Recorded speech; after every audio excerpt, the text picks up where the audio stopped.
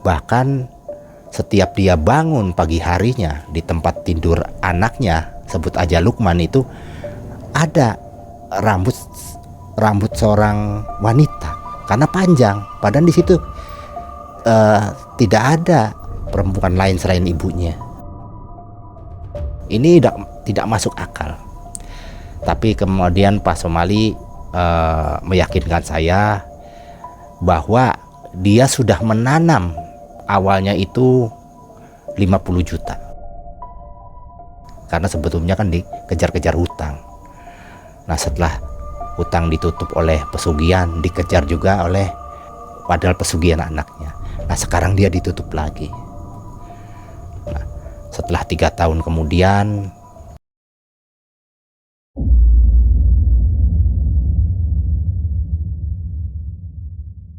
Assalamualaikum warahmatullahi wabarakatuh. Selamat berjumpa kembali dengan saya Kang Idod. Semoga malam hari ini masih dalam keadaan sehat walafiat, tidak kurang satu apapun, dimudahkan rezekinya dan dilancarkan segala urusannya. Amin. Kali ini saya akan membawakan kisah saya sekitar tahun 2005, berhubungan dengan seseorang teman saya dari saudaranya yang mengadakan pesugihan Nyi Blorong, yaitu di daerah Kebumen, Jawa Tengah.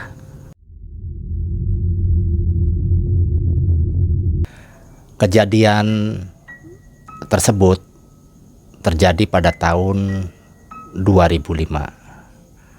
Kalau saya tidak lupa sekitar bulan Maret ya.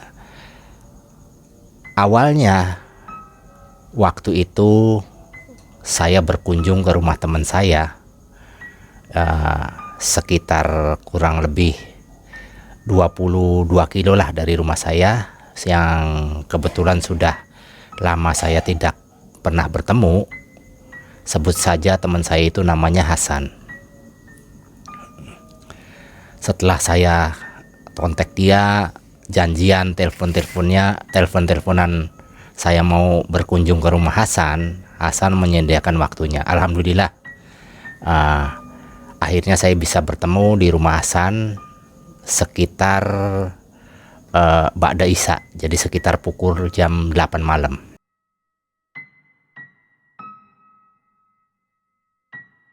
Nah, itulah waktu ruang Hasan yang ada di rumah, karena setiap harinya dia penuh dengan kesibukan rutinitas, yaitu mencari nafkah untuk keluarganya.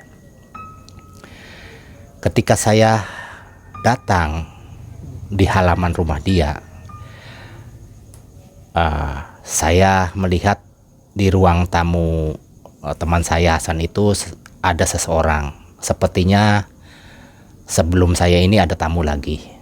Tapi ya tidak apa-apalah, mungkin temannya Hasan apa saudaranya. Akhirnya saya memasukin rumahnya Hasan dengan mengucapkan salam, dan dijawablah oleh Hasan dan orang yang duduk di sebelah Hasan itu. Saya dipersilakan masuk setelah berjabat tangan. Kemudian baru saya tahu bahwa orang yang bertamu di rumah Hasan sebelum saya ini namanya Pak Sumali. Nah, Pak Sumali itu memperkenalkan dirinya kepada saya, dia masih saudaranya Hasan.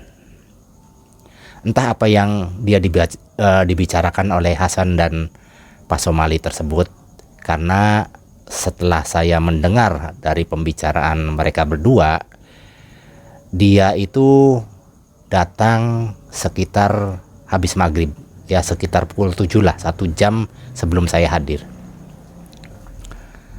Setelah bincang-bincang kesana kemari, baru saya memahamin bahwa Pak Somali ini adalah pensiunan dari perusahaan.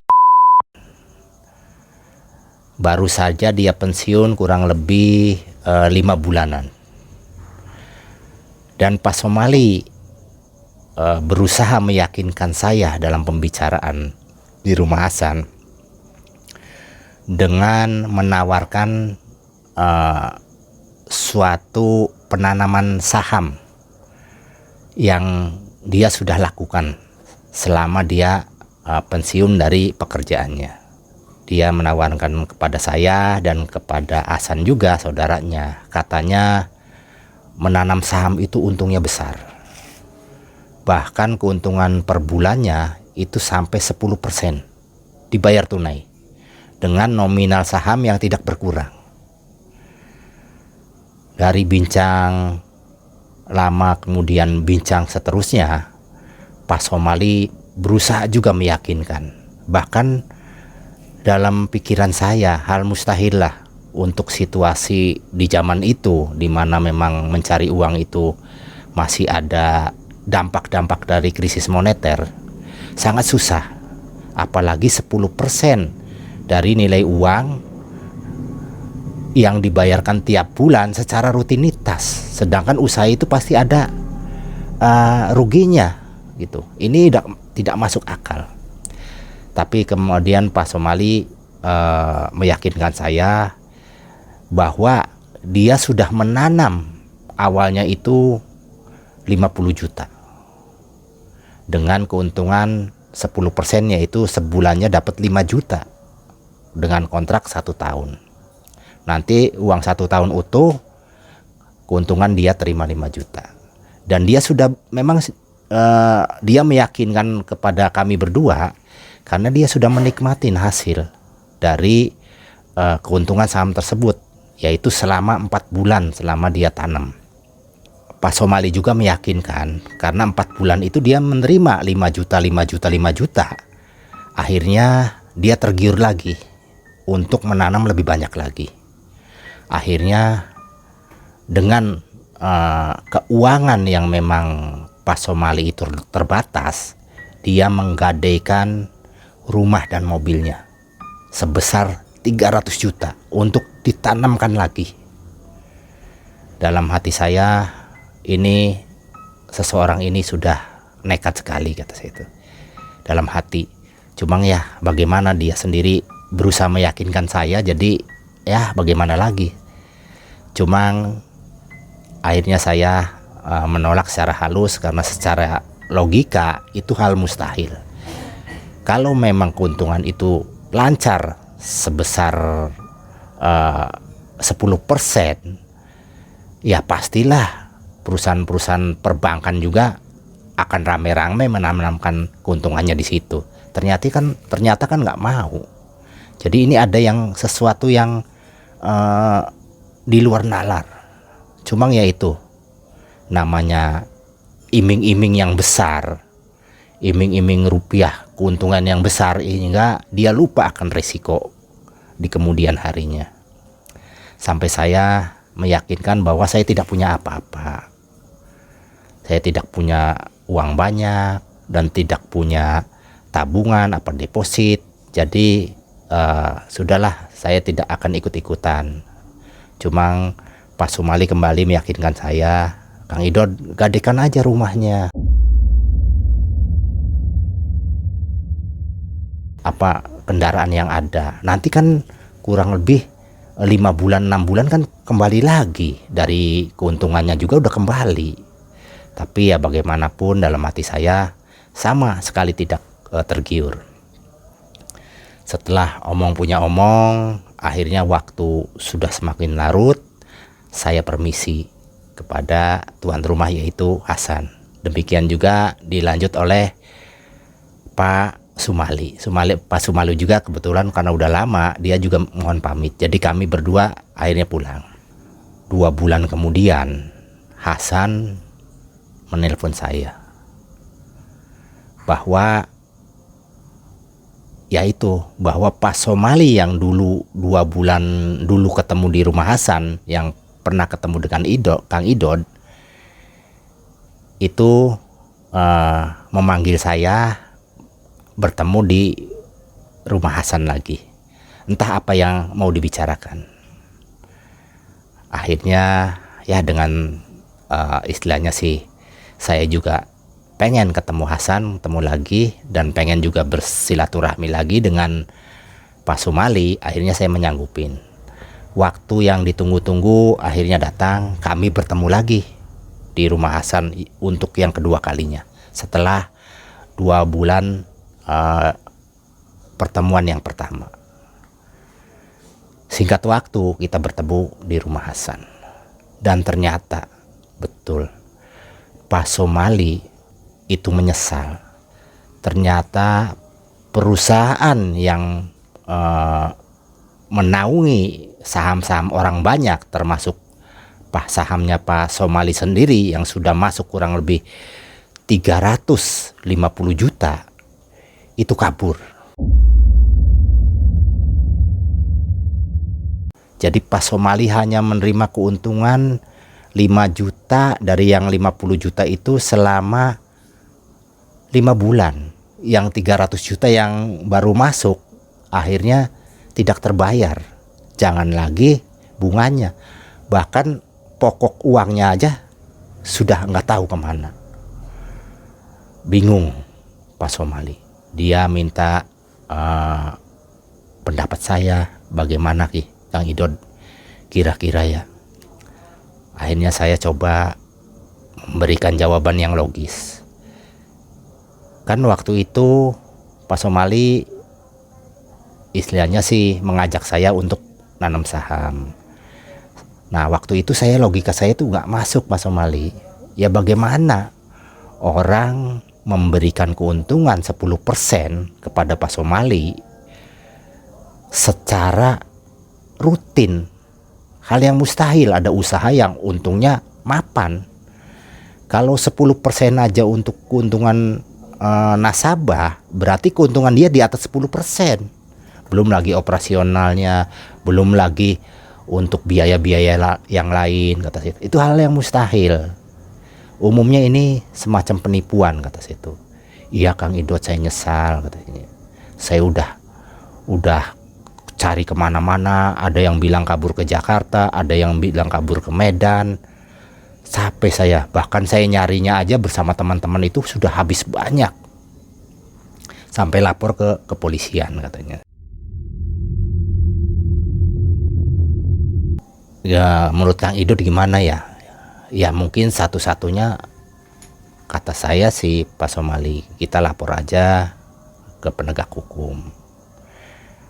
Tapi itu kan prosesnya kita juga sudah lapor semua bersama rekan-rekan, kata Pak Somali. Dan prosesnya sangat panjang. Sedangkan rumah dan mobil itu saya sudah gadein di bank. Saya harus bayar. Kalau tidak dibayar bisa jadi bukan lagi 50 juta yang hilang, bahkan rumah dan mobil juga hilang.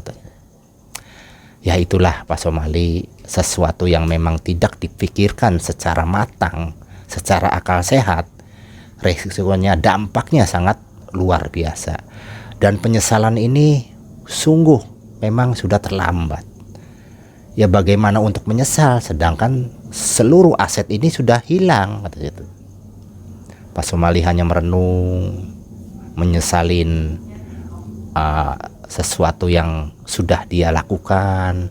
Bahkan Pak Somali dengan istrinya sendiri sudah hampir istilahnya sih perang terus, ribut terus.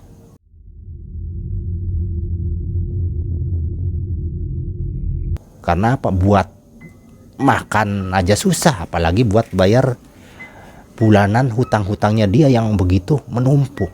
Sedangkan anak satu-satunya itu masih duduk di SMA kelas 3, menjelang dia memerlukan biaya banyak untuk kuliah. Nah disinilah Pak Somali menjadi stres berat. Ya bagaimanapun masukan dari saya ini hanya dianggap masuk kanan keluar kiri, yang intinya bagaimana dia menutup keuangan itu secara cepat. Karena yaitu waktu kejar-kejaran dengan cicilan dari bank. Sedangkan aset yang dia andalkan, rumah dan mobil itu semuanya sudah tergadaikan. Akhirnya yang bisa saya sarankan cuma itu. Untuk dia usaha lagi secara cepat, jangan lagi usia yang memang sudah tidak produktif seperti pensiunan itu. Orang yang masih produktif aja dalam kondisi waktu itu sangat susah. 1 bulan kemudian saya mendapat kabar dari Hasan. Karena Pak Somali ini memang sudah gelap mata, gelap hati, karena dikejar-kejar setoran untuk bayar utang-hutang yang menumpuk dan kebutuhan rumah tangganya. Akhirnya dia bertemu dengan temannya mengadakan pesugihan di daerah Jawa Tengah. Kurang lebihnya sekitar Kebumen katanya sih, yaitu pesugihan Nyi Blorong.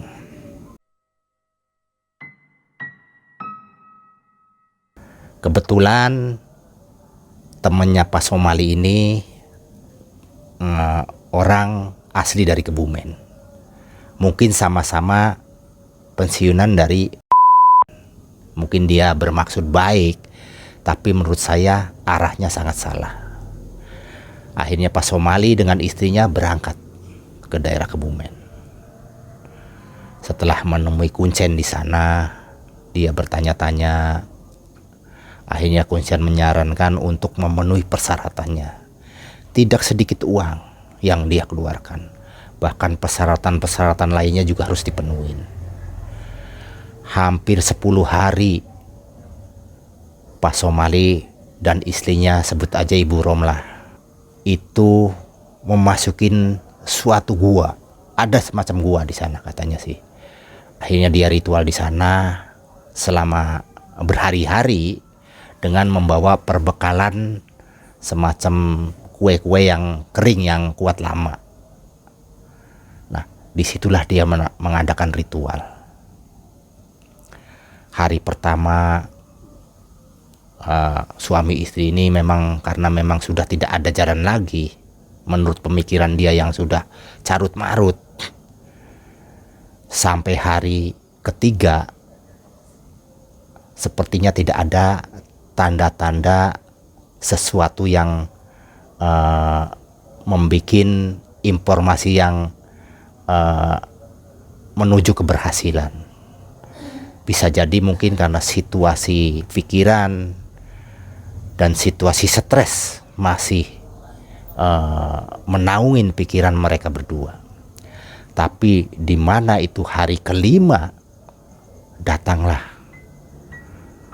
sosok perempuan dengan berparas cantik sekali, dengan bermahkota yang penuh dengan pernik-pernik batu permata.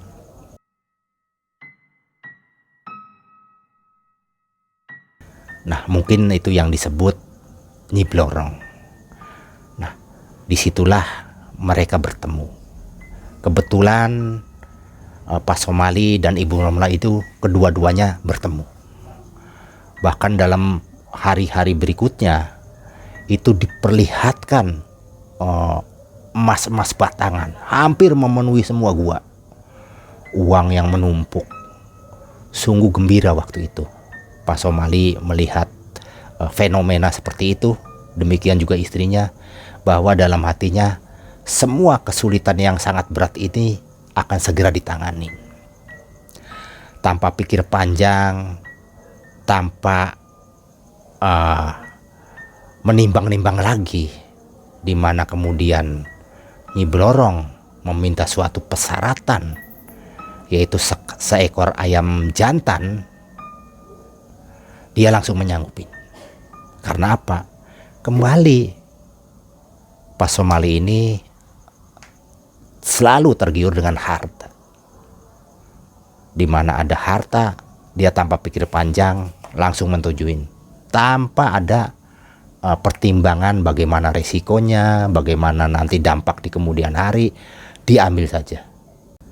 Akhirnya setelah 10 hari perjuangan dia di dalam gua tersebut selesai, akhirnya dia pamit kepada Kuncen yang ada di situ. Nah, Kuncen mengingatkan kembali supaya janji-janji yang bapak ibu sepakatin wajib dilaksanakan. Berikut semua resiko-resikonya. Pak Somali hanya mengangguk-angguk saja dengan perasaan yang sangat gembira. Kembali Kuncen juga menyarankan agar nanti Pak Somali setelah datang kembali ke rumahnya segera buka usaha. Apa sajalah usahanya. Yang penting Pak Somali dan ibu ini harus bekerja sama membuka usaha. Nah, nanti dari situlah rezeki-rezeki yang banyak yang melimpah akan datang. Akhirnya pasangan suami istri ini pulang kembali ke rumahnya. Nah, di sana dia berbincang-bincang, memikirkan usaha apa ya yang kira-kira mereka akan lakukan. Setelah saling berdiskusi, akhirnya diputuskan bahwa Ibu Romlah menyarankan agar membuka usaha kuliner, yaitu semacam makanan-makanan makanan berat lah, termasuk ya di situ ada ayam geprek, kemudian termasuk bebek dan macam-macam lah, semacam kuliner tradisional. Maka dengan modal seadanya dan dia menjual sepeda motor yang masih tersisa, dia buka warung di situ. Tidak perlu lama, kurang lebih 2 bulan, ternyata pengunjung banyak sekali. Sampai-sampai menerima lagi karyawan untuk diperbantukan untuk menangani konsumen yang begitu banyak. 5 bulan kemudian Pak Somali buka cabang lagi. Ramai sekali, hampir setiap 3 bulan buka cabang, sampai cabangnya banyak di luar kota. Demikianlah akhirnya semua utang-utang yang di bank, rumah maupun mobil yang digadein dia lunasin tanpa perlu mengikuti jangka waktu yang sudah ditetapkan. Dia lunasin semua. Dia sangat senang. Cuma yaitu 2 tahun kemudian, di mana Pak Somali sedang asik-asiknya, Pak Somali selalu kedatangan perempuan yang pernah ditemuinya waktu di dalam gua. Apa kata Pak Somali waktu itu? Dia membayangkan bahwa persyaratan ayam jantan itu teringat kembali. Tanpa pikir panjang, keesokan harinya dia membeli seekor ayam jantan di pasar. Bahkan bukan 1, dia beli 20 ekor. Dia sembelih semua. Sembelih, kemudian darah dan bangkainya dia larung ke laut. Namun kembali Nyi Blorong tersebut datang. Sepertinya pengorbanan ayam jantan 20 ini bukan perjanjian yang sebenarnya. Itu hanya perjanjian yang simbolis. Jadi pada saat perjanjian di dalam gua, yang waktu itu Pak Somali mendapat informasi dari Nyi Blorong tersebut bahwa dirinya menyediakan ayam jantan di saat 2 tahun kemudian, ternyata bukan ayam jantan yang sebenarnya. Ternyata ayam jantan itu yang dimaksud yaitu anak laki-lakinya. Nah, sedangkan untuk rutinitas tumbal yang diminta selain 2 tahun itu, yaitu hubungan badan antara Pak Somali dengan Nyi Blorong. Bahkan karena mungkin Pak Somali ini sudah uzur, sudah pensiun, sepertinya Nyi Blorong sudah tidak berminat lagi. Bahkan dia berminat kepada anaknya yang masih SMA ini. Bahkan anaknya sering ngeluh kepada ibunya. Sepertinya dia itu bermimpi apa melamun.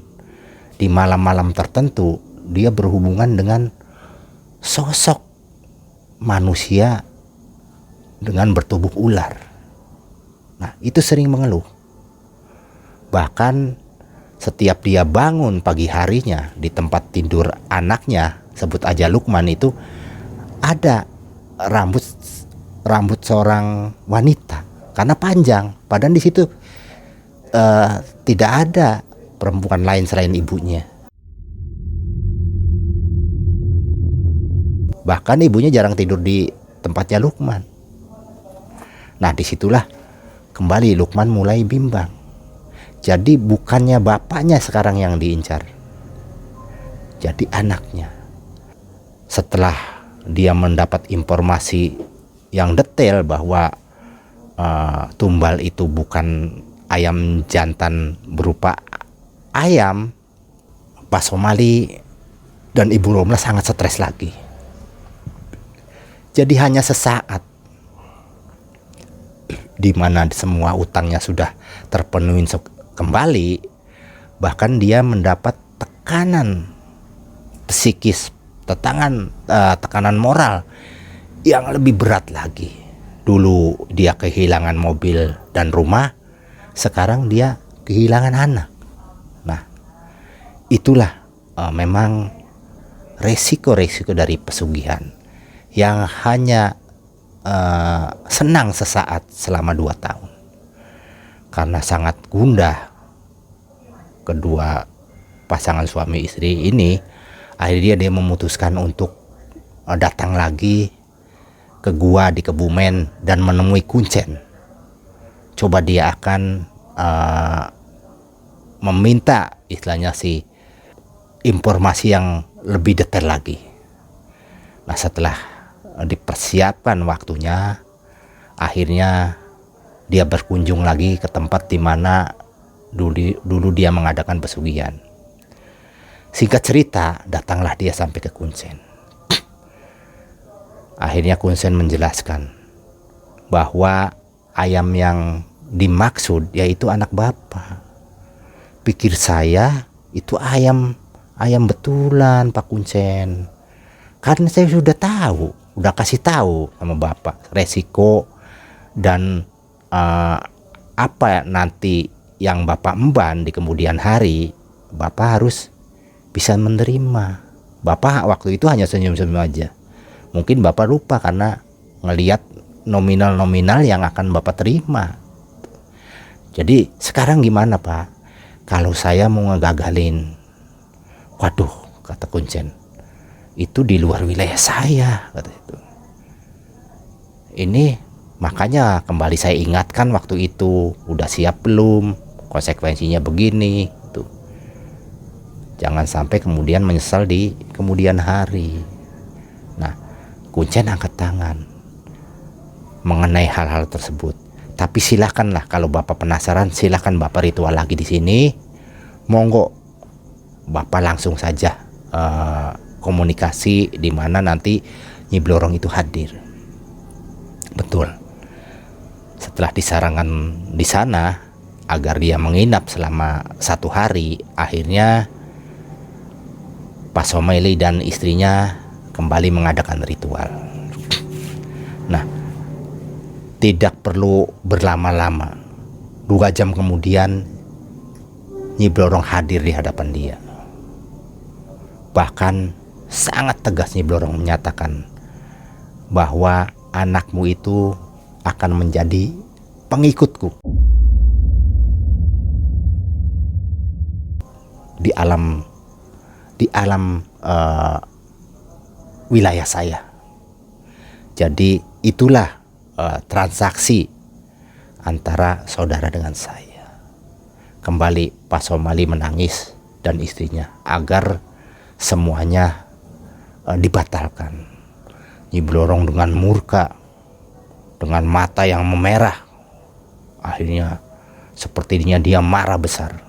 Dia meninggalkan pasangan suami istri tersebut. Dengan sangat kecewa, dengan khawatir, Pak Sumali kembali pulang ke rumah. Kemudian dia berdiskusi dengan istrinya. Akhirnya diambil kesimpulan bahwa dia harus memutuskan pesugihan itu secara sepihak. Dia datangkan kiai-kiai, datangkan ustaz. Tiap malam Jumat diadakan pengajian di situ. Terus menerus. Memang ada perubahan. Di sisi lain ada ketenangan walaupun hanya berapa persen. Cuma kembali usaha dari Pak Sumali ini drastis. Cabangnya satu demi satu runtuh. Di luar kota hancur. Sepi pengunjung. Mungkin dengan alasan banyak saingan, banyak orang yang buka kuliner juga. Tapi intinya ini resiko dari pesugihan yang mengingkarin perjanjian-perjanjian. Sampailah kuliner yang cabangnya tadinya puluhan, sekarang tinggal 2. Itu juga di wilayah Pak Sumali semua.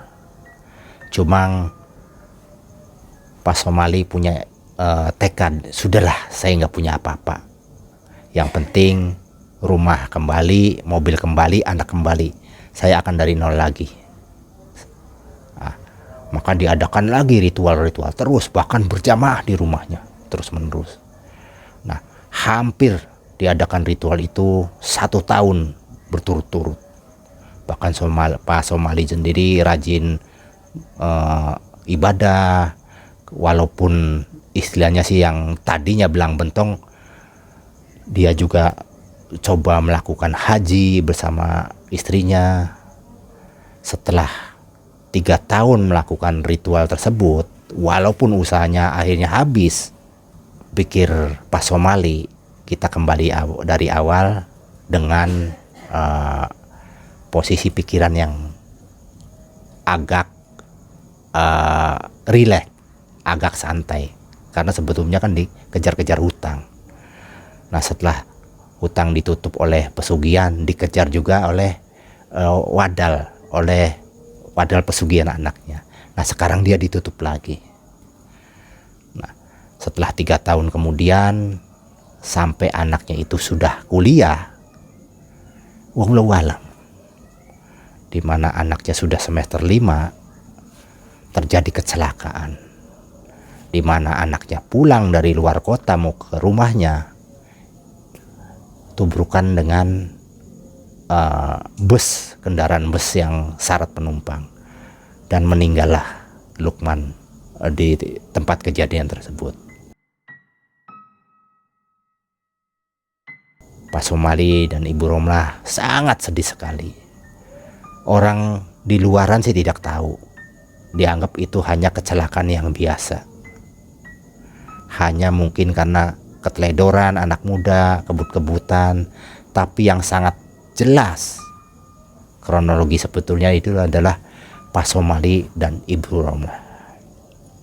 Nah, di mana kemudian dia mengagalkan secara sepihak, tidak serta-merta kemudian hartanya dari pesugihan dia ambil. Nah, setelah dia menikmatin harta-harta yang memang tidak hak, harta-harta yang haram, tapi ternyata hanya menunggu waktu. Mungkin pada saat tahun pertama masih selamat, tahun kedua selamat. Nah, ini tahun ketiganya anaknya yang semata wayang Lukman itu kecelakaan di jalan raya dan meninggal dunia. Itulah yang bisa saya sampaikan. Mudah-mudahan ini menjadi pelajaran bagi kita semua bahwa harta-harta yang tidak hak, yang didapatkan secara menyalahin aturan-aturan norma-norma agama, pasti mempunyai dampak yang tidak bisa terlewatkan. Walaupun orang itu sudah berikhtiar bagaimanapun, tapi ini adalah hukuman. Itulah Sobat Muas Malam, mudah-mudahan cerita ini bisa diambil manfaatnya dan dibuang semua yang tidak bermanfaat. Wassalamualaikum warahmatullahi wabarakatuh.